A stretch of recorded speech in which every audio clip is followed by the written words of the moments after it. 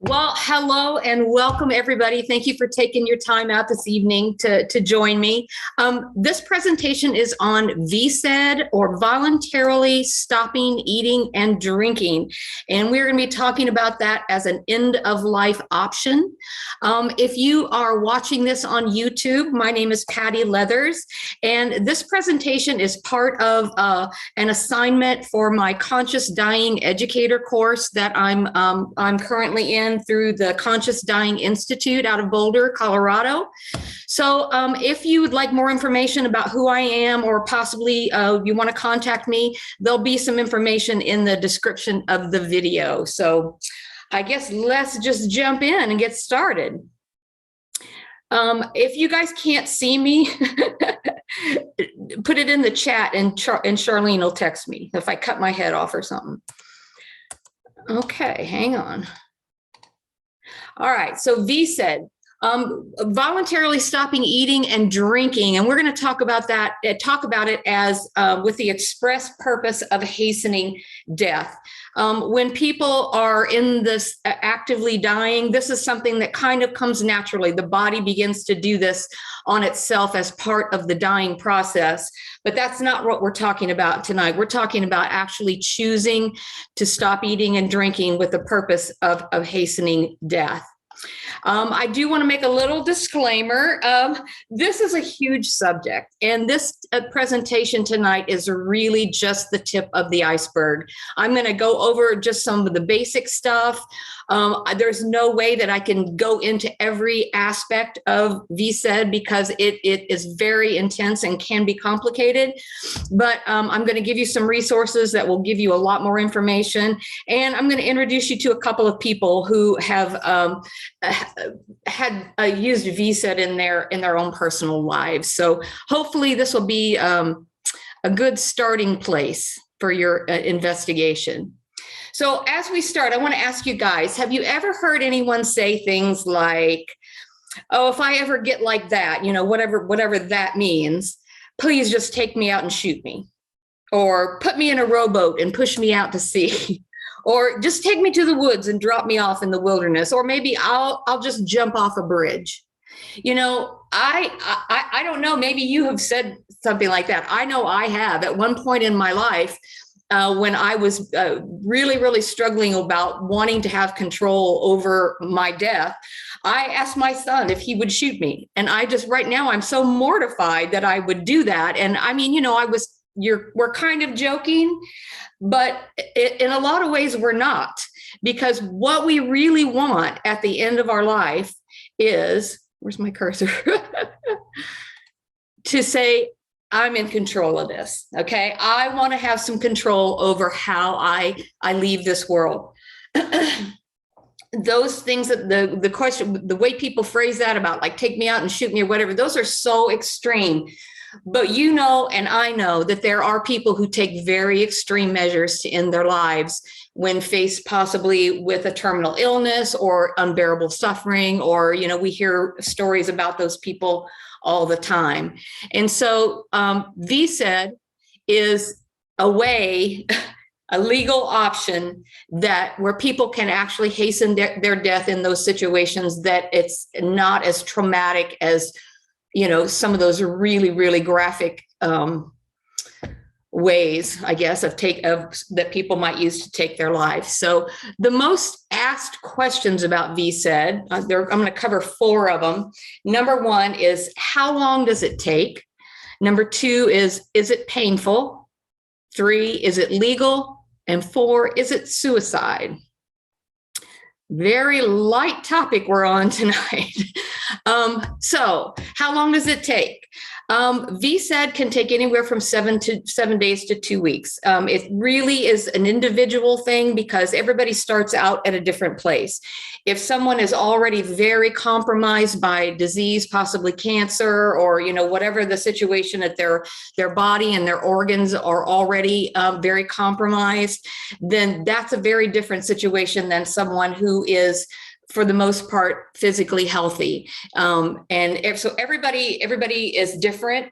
So if they're weakened by disease, that is an impact. And the other impact is whether or not the person is absolutely committed to the VSED process. As we're going to talk about later, this is not something that's easy, that you just can make a snap decision one day and say, oh, I'm going to stop eating and drinking tomorrow. It's a lot more complicated than that, and it really does take a lot of preparation. So is it painful? My understanding from the reading that I've done and the people that I've talked to is that VSED very closely mirrors the natural death process. It's a slow shutting down of the body, just like that happens with a natural death. I think it was Barbara Carnes in a training she did that really helped me. She said that death in and of itself is not painful. It's disease that causes pain. So if someone is using VSED and they have cancer or they have a disease that just in and of itself causes a lot of pain, then that will obviously be something that they have to deal with. The most prevalent, what's the word I want? I don't want to say side effect, but I guess situation that people deal with is thirst, because, you know, we need water, where our bodies are designed to take in liquid. And so that is, of course, uncomfortable. But on the other hand, there are a lot of techniques to manage that. And so I'm not going to go into detail about that, but there are. And there are also very many medications, including palliative sedation, that can be used to really make sure that the process is pain-free. Is it legal? There's a lot of information out there about the legality, but the bottom line is that a person who has capacity to speak for themselves is allowed to refuse any unwanted treatment, and that includes hydration and nutrition, even if refusing that treatment will result in death. And that's kind of the quick and easy answer to, is it legal? And it is legal in all 50 states at this point. Is it suicide? This one's a little bit more complicated. I talk a lot about, you know, people's individual priorities and beliefs and values, and that really comes into play when you're trying to answer this question. One of the best wordings that I saw was from the American College of Legal Medicine, where they said, be it resolved that the process initiated by a mentally competent, though terminally ill person who wishes to end his or her suffering and hasten death, according to law specifically enacted to regulate and control such a process, shall not be described using the word suicide, but rather as a process intended to hasten the end of life. So, you know, the whole thing of, is it suicide, is kind of like on a continuum, and it really depends on what your personal values are. There are people at one end of the spectrum who say, you know, anything you do to hasten your life, maybe even including refusing some life-sustaining treatments, is suicide. In the middle, there are people that are say, well, yeah, it's suicide, but, you know, in some cases, it's not necessarily morally wrong. There are people on the other far end of it that say, you know, it's not suicide at all. So, you know, that's a really, really hot topic, and it really depends on everybody's personal values and priorities and what they personally believe. So that's kind of a tough one to give a black and white answer to.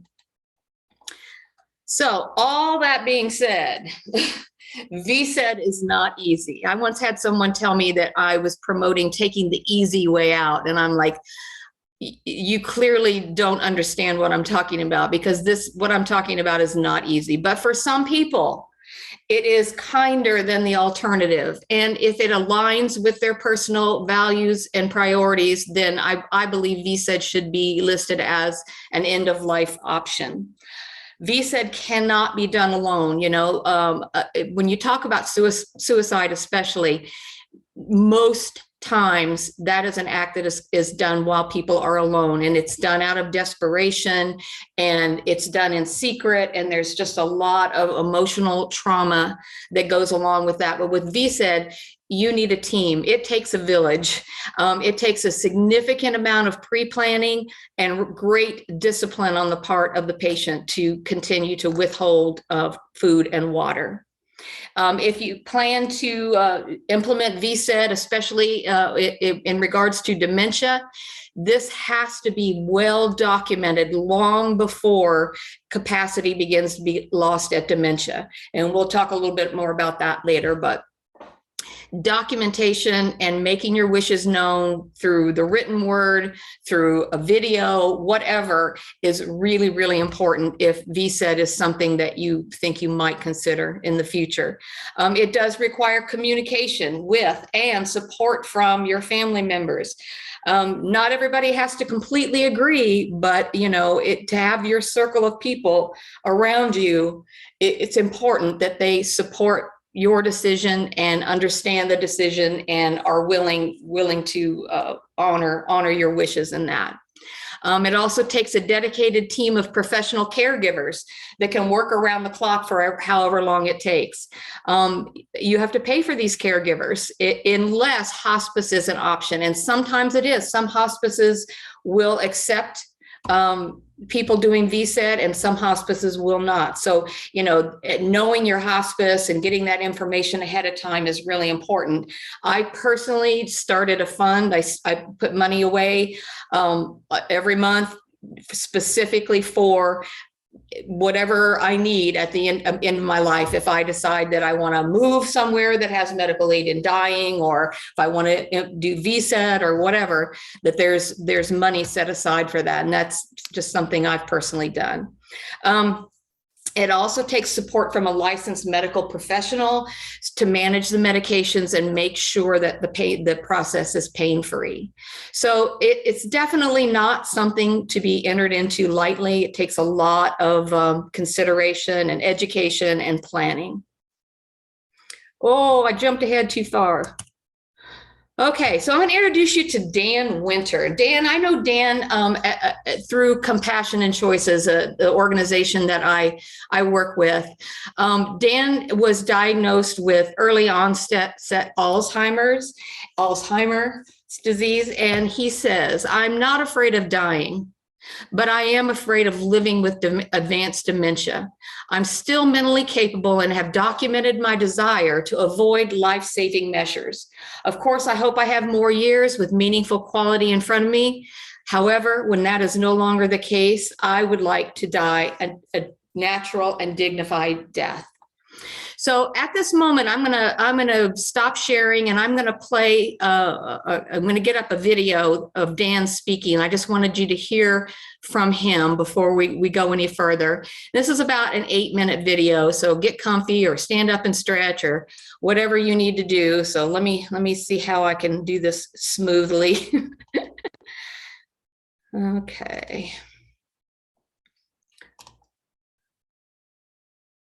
Hang on.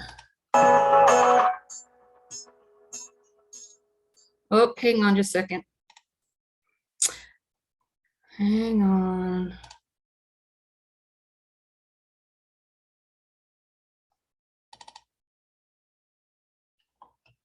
This is clearly where I need some practice, don't I? Why are dental companies lobbying to make this toothbrush illegal in the U.S.? Oh, this U.S. companies. Army dentist. So I don't have to tell anybody what Alzheimer's is like or what it does to people. I would bet that almost everyone in this room. Hang on. Are you guys hearing the video at all? Has or have is now having or have had. Okay. Somebody close to them, someone they knew. We can hear it. We cannot see it. Okay, I'm working on that. Okay. Now, my dad was an extremely self-governing person. And some people get what I'm saying. It's very difficult to be a child of someone like that who doesn't really follow the rules. This man finally stopped playing competitive rugby in New Zealand at 65. He was a state senator, and he was first elected in 1968. And just prior to that, the governor or somebody in the state of Kansas decided there shouldn't be dogs in the state capitol. Well, the first day he reported for duty as the state senator from his district, there was our dog with him, Yuli. He would show up at the door of our grade school and yank us out. And before we knew it, we were in either Butte, Montana, or Mobile, Alabama, or Saskatchewan, whatever that was. Hope there's not anybody here from Saskatchewan. In 2000, my dad was 70, and he got his Alzheimer's diagnosis that year. And I was the first family member that my mom and dad came to tell me, to tell our family that he was going to die of this disease. And he died 13 years later. And what happened to him during those 13 years sometimes was good. Most of the time it was weird. And ultimately it was terrible. The last day I saw my dad was, well, we were sitting silently together at his home in Lawrence, Kansas. He was 12 years into his disease, 13 years into his disease here. It was at the end. We sat silently together because he couldn't speak. He couldn't meet my eye. It's not that he wouldn't, he couldn't. He didn't know I was there.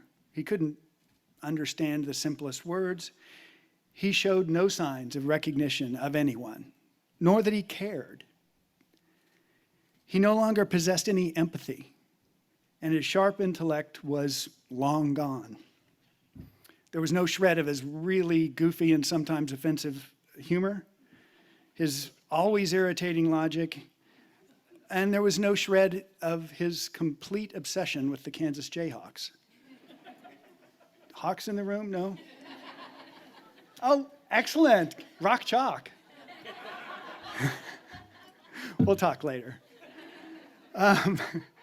So he exhibited no self-awareness whatsoever, no signs of love or caring. And after watching dementia steal his humanity and his individuality and his personhood, my dad had finally fully disappeared from me. His frail, failing body was sitting next to me, but there was not a shred of light in him. And sitting there, in what turned out to be the last time I saw him, I just got really, really angry. Had my dad been able to see himself on that day, I'm quite certain he would have been even angrier than I was. It was this experience with my dad on the last day that I saw him that brought into focus the necessity of coming to terms with my own end-of-life experience. I was a completely healthy person at that time. But I knew that I couldn't let the same thing happen to me. It just wasn't going to happen. Now, in 2011, I moved from Kansas City to Portland. I could have moved anywhere in the country at that stage of my life, and I had a list of cities, and Portland came out on top. One of the reasons was because Portland had done this death with dignity thing. And I heard about it, the first in the nation to do it, and I was really fascinated by the courage and the tenacity that it took for Oregonians to do this. Now, a lot of my friends and family thought that was kind of an odd characteristic to choose as, choosing where you're going to live. But ultimately, it caused me to take up the subject of end of life. I really saw Oregon's Death with Dignity program as a fundamental pillar of this state's progressiveness. And I really wanted to live around people who treated death with dignity and reason. Now, all this talk and thought about end of life and terrible diseases got startlingly real when about 2 years at age 59, I got my own dementia diagnosis. Early onset, they called it. And it was likely to become full-blown Alzheimer's, they told me. Immediately, I began thinking about my end-of-life preferences. Things had to be different from Dad's experience. I knew I wasn't going to die like he did, without agency, without choice, without the capacity to love and feel loved. But what I didn't have at that point was a way to codify what I wanted and didn't want to tolerate as my disease progressed. Now, I'm going to sound a little bit like a hawking advertising guy here, which I'm not really typically, but the Compassion and Choices Toolkit gave me agency. It gave me a way to codify it. Now I have on paper for my loved ones, my son Jack, you're included in that. He's out there. And now I have on paper for my loved ones and the medical team to see how I want to live and what I don't want to endure at the later stages of this disease. This toolkit profoundly eased an important discussion between John and me. It enhanced our understanding about my end-of-life desires and made my preferences much, much easier to talk about. Now that they are written down, the things that I want to happen and I don't want to happen at the end of my life, now that I have it on paper, how I want to live and excuse me, I'm starting in a different paragraph here. The toolkit profoundly eased an important discussion between John and me. Now that they're written down, I feel a sense of control for myself and for my family. It's time to meet with Jack and his brother and sister and their mother with my completed copy of the toolkit as the only agenda item in that meeting. Before I lose my capacity to make decisions for myself, I can now face the practical questions that surround the rest of my life. For instance, I decided to let my driver's license expire in August because I'd seen how hard it was to get the driver's license out of my dad's hands. He was in no condition to drive. And we had a hell of a time getting him to see that. And he never really did. And it was a terrible, terrible scene. And I just didn't want my kids and my remarkably supporting husband to force me to do so, to give up that driver's license as my disease advanced. Because at that point, I wouldn't necessarily be concerned about what was going to happen to the other people that I was going to run into. So just this simple example that I decided to take, to let my driver's license expire, gave me great comfort. And that's just one small example of the type of considerations that the toolkit provides. Excuse me. Until I saw the toolkit, I was struggling with the when, the how, and the what of my own death. Compassion and Choices has put a practical, succinct, end-of-life considerations front and center with this new tool, and I'm now trying to be upfront with friends and family about the intentional life I want to lead from here on. I'm also upfront about the death I want and the death I don't want. I want to outsmart my disease and deny it the ability to erase my own personhood during my last lap. We as a culture have the opportunity to have a discussion about the thorny questions surrounding dementia and end-of-life planning. We can now begin with the toolkit potentially charting a different way with dementia-related life and death questions. Compassion and Choices is raising that narrative by putting the full strength of their institutional knowledge, and you heard Kim say it, and the institutional knowledge and experience behind this toolkit to improve the lives and deaths of those of us with dementia. This new toolkit is ultimately a document of mercy and compassion for people like me. I now have the choices that I didn't know that I had, like the ability to live until the last day of my life with a sense of grace and choice. Because for me, on my last day, I want to feel the love. Thank you.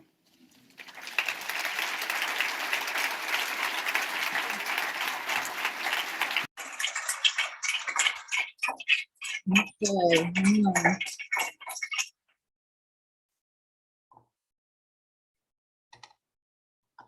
on.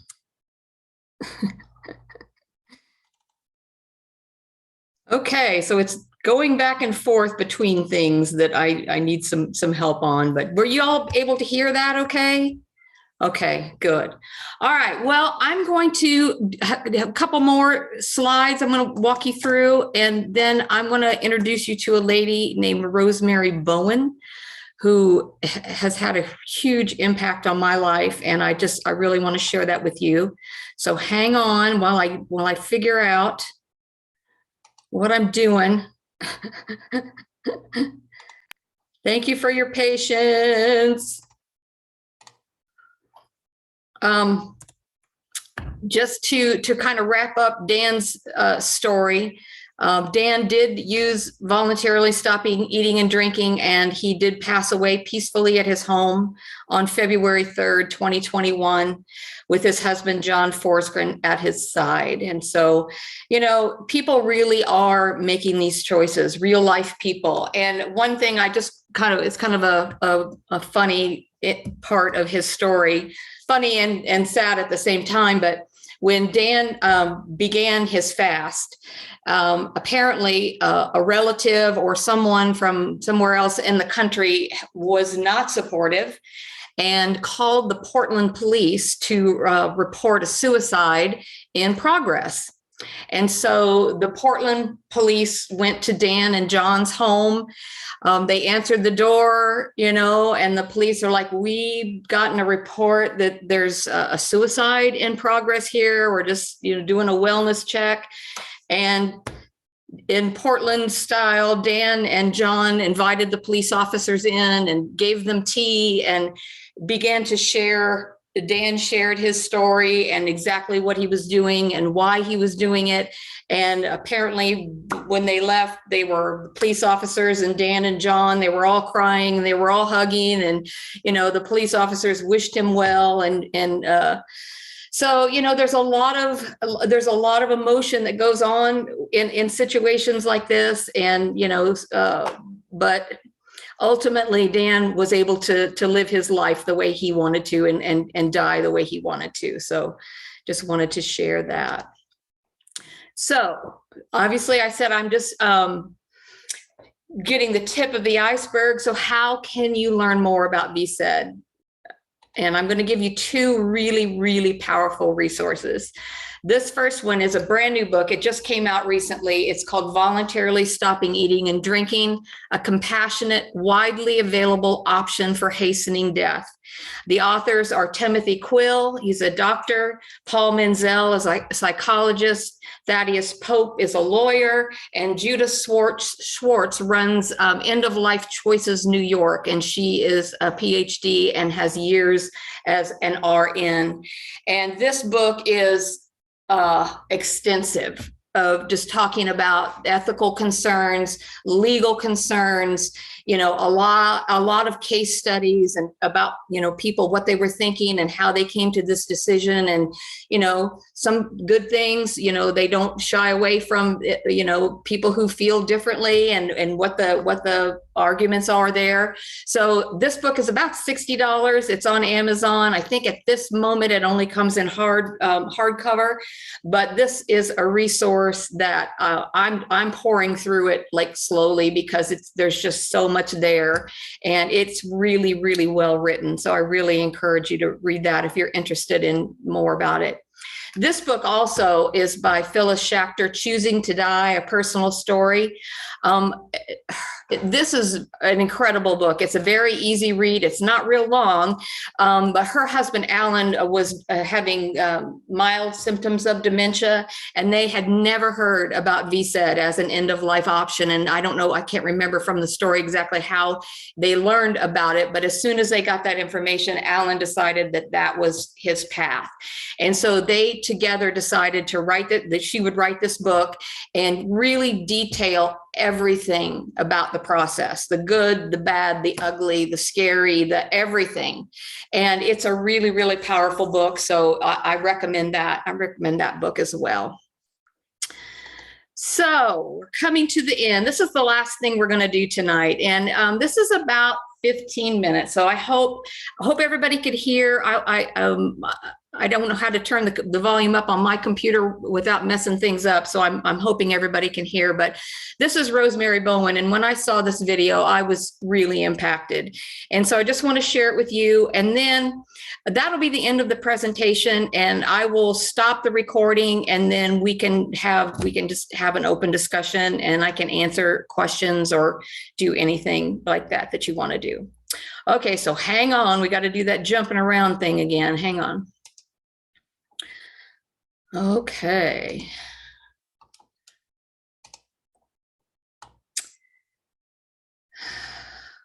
Let me see, what's the best way to do this?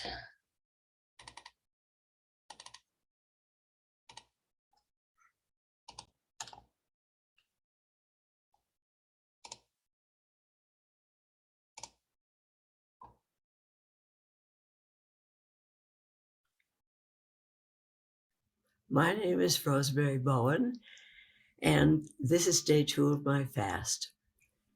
This fast is going to accomplish for me leaving life on my own terms.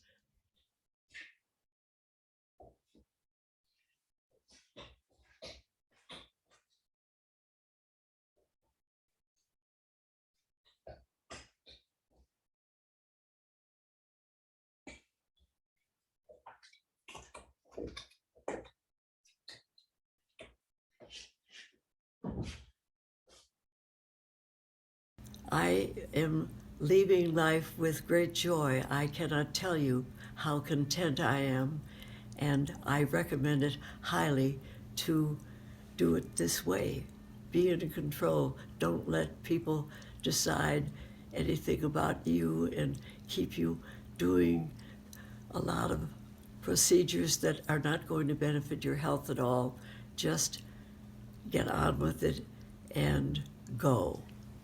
For the past 20 years, my mother had warned my siblings and me that when she got to the point where she could no longer take care of herself and live independently, that she would hasten her death by fasting. She said that for her, life would not be worth living if she had to rely on caretakers to bathe her, dress her, and take her to the toilet.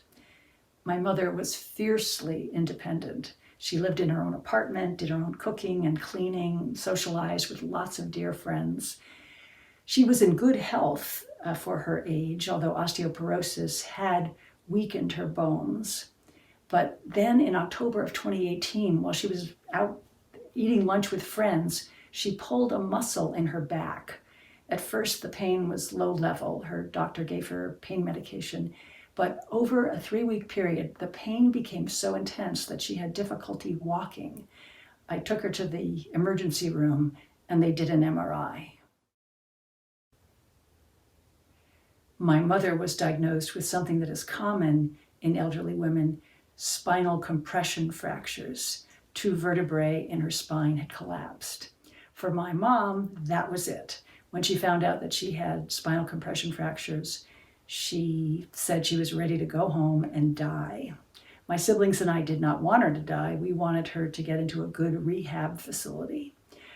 I contacted an agency that helps older adults and their family members navigate the healthcare system. The agency put me in touch with a nurse care manager. I remember the first day I met Rosemary. It was her 5th day in the hospital, and she was smiling and vibrant, full of spirit. And beside her were 2 of her 3 daughters. And we engaged in a long conversation about the story of her life. And then she made it very clear to me that she did not want to continue living. Rosemary said, "I've had a full life and I want to die." At the hospital, my mother and her doctors had a bit of a tussle. My mom said she wanted to die. Her doctors told her that was not a good idea because her spinal compression fractures would soon heal.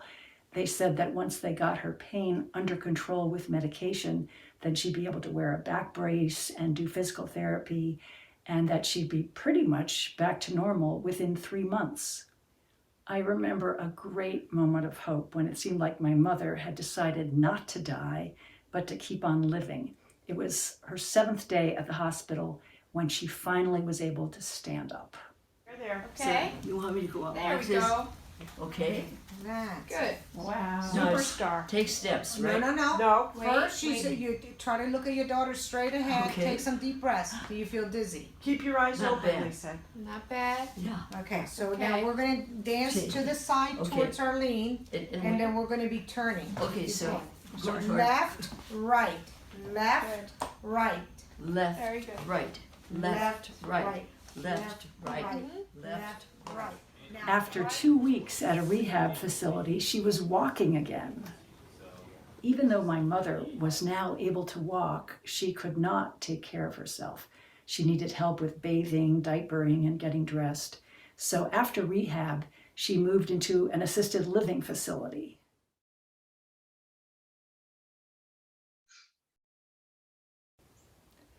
My siblings and I were so hopeful that my mom would like the assisted living place and would choose to keep on living. She easily could have lived for a couple more years. But after 2 days at the assisted living place, my mother told me that she had decided to die. She said she had to do what was right for her. The price of staying alive is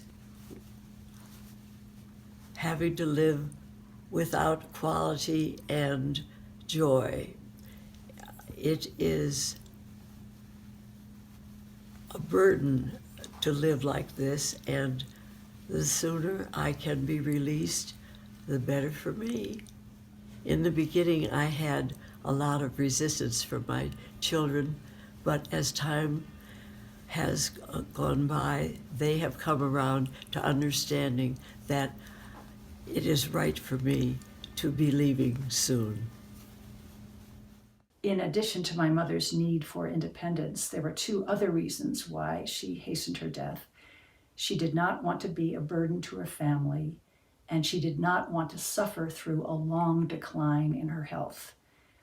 My mother told me she had seen so many of her friends enjoy good health until they reached their mid-90s or late 90s, and then those friends would have a health crisis, and they would slowly spiral downward for months and sometimes years, becoming increasingly physically frail and dependent on other people.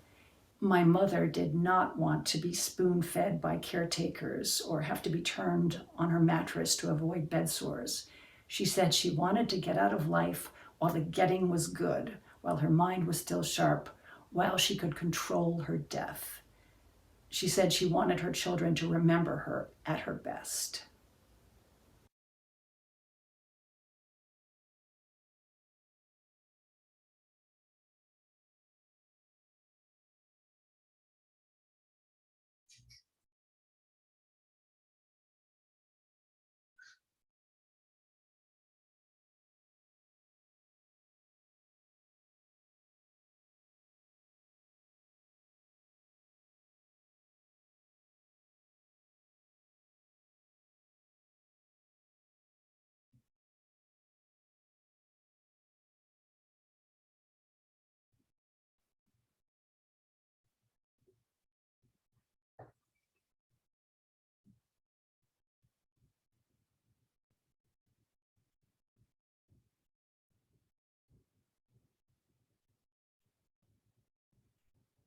My mother had just one hesitation about fasting.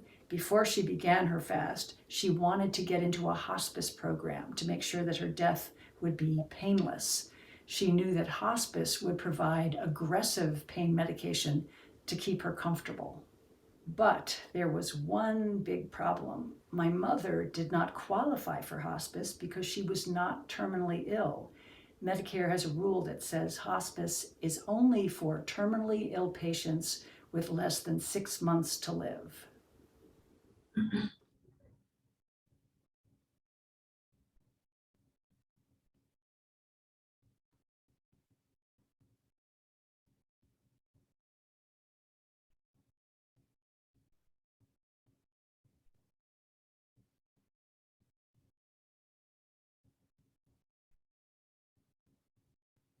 My mother's medical prognosis was spinal compression fractures, and those fractures were not going to kill her anytime soon. She could have lived for several years with those fractures. But a hospice program did accept my mother. Her admission to hospice was due in part to help from Dixie Bosley, who had provided advice to my mother and me for the past 5 weeks. So Rosemary asked if I could help her enroll in hospice. So I called several local hospice agencies, and one of them sent a nurse to visit Rosemary and to review her medical records. And then that hospice admitted Rosemary. And they said that they accepted her because they knew that once Rosemary started her fast and she stopped eating and drinking, that she would decline and she would quickly die. My mother was overjoyed to get into hospice. 9 days later, after visits from family members, she began her fast. She asked me to film her every day of the fast so that people could see that fasting could be a joyful way to exit life. I feel really good about my decision. This is day 2, and it really is not that bad. Day 3 of my fast. How are you feeling? Okay, good. Happy. Are you hungry? Relieved. No. Are you thirsty? No, but you are, Mary Beth. Get out and get something to eat.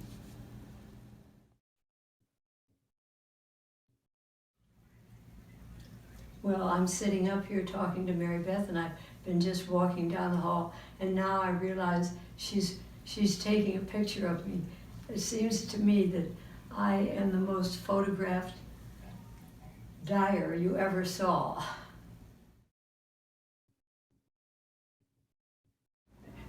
So I'm counting on your prayers, and I'll see you in heaven. Okay. Darling, I will. Thank you, Eileen, so very much. Bless you. I love you too. Bye-bye. She's a wonderful person. I love her so much. And I don't think I have to worry about anything, do I? No, you're day 5 and you've said goodbye to everybody.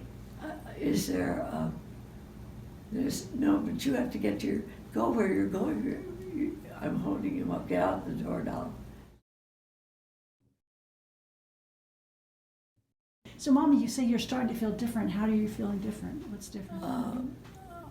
I feel less strong, I can tell. Do you feel weaker? Yeah, I do. I'm delighted. And tell me again what day this is. Do you remember? Day what of the fast? Day 5. That's right. That's right. Right. That's right. And you're not hungry? No. Not thirsty? Well, I love having what Kate arranged for me so The beautifully. water. Yes. Lunches. Yeah. The doctor said your pulse was 122.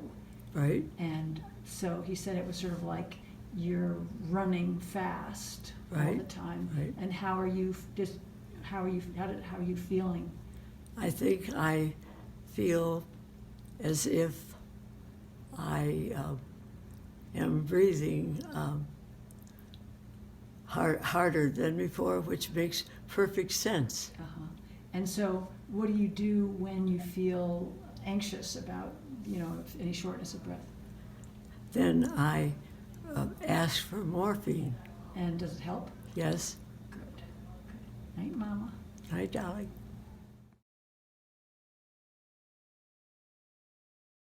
How are you feeling? Well, Mary Beth, considering, I hope I'm ready to go. Do you have any regrets at all about what you're doing? Absolutely none. Uh-huh. One of my greatest joys in dying is freeing up the family not to be so engrossed in my last act. Okay, but you know that I would much rather have you live for another year or two. Oh, God. No, I do. But I mean, I always thought that the main reason was the independence.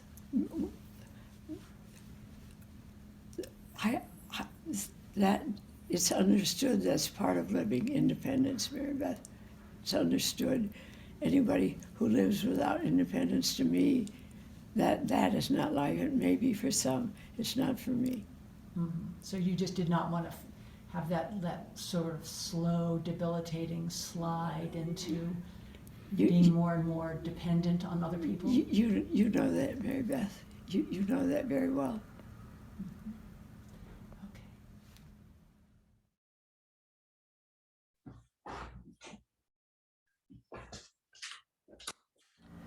The school calendar. I want to know. I have rid of the school calendar. Okay, and when you say the school calendar, do you mean this school calendar? Yeah, I want to know. I have no more. No, I have no more. Get rid of it. Where You is want me it? to get rid of it? It's right here, but do you want me to throw it in the trash? No. What do you want me to do with it? On the desk. On the desk, okay. This. No, get rid of it. Okay. You know what I mean. I don't want to think about this. Okay, all right.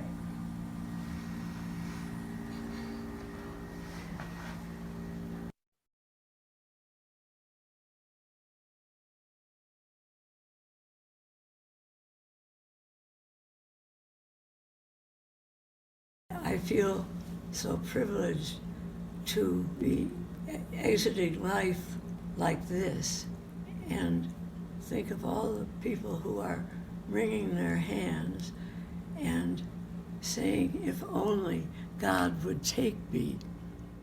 And all they need to do is give God a little help by holding back on eating and drinking.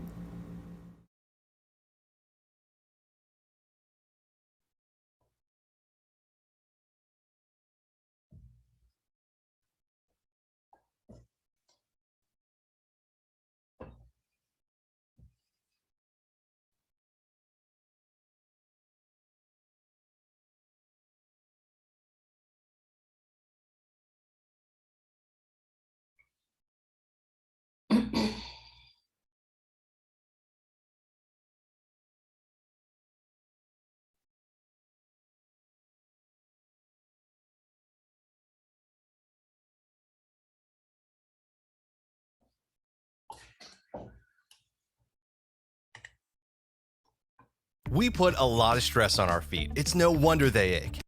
We put a lot of stress on our feet. It's no wonder they ache. Introducing ArchFit from Skechers. ArchFit distributes. We put a lot of stress on our feet. It's no wonder they ache. Introducing ArchFit from Skechers. ArchFit distributes pressure across the arch.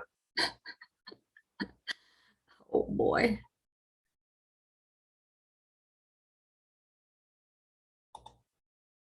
Okay, the thing about the arches was good, right? Okay, hang on one second. I guess I'm going to stop the recording, and so then you guys, if you want to unmute, and I'd like to hear from you. Somebody's eating ice cream. Who's eating ice cream? I see that. All right, cool. All right, okay, I'm going to stop the recording.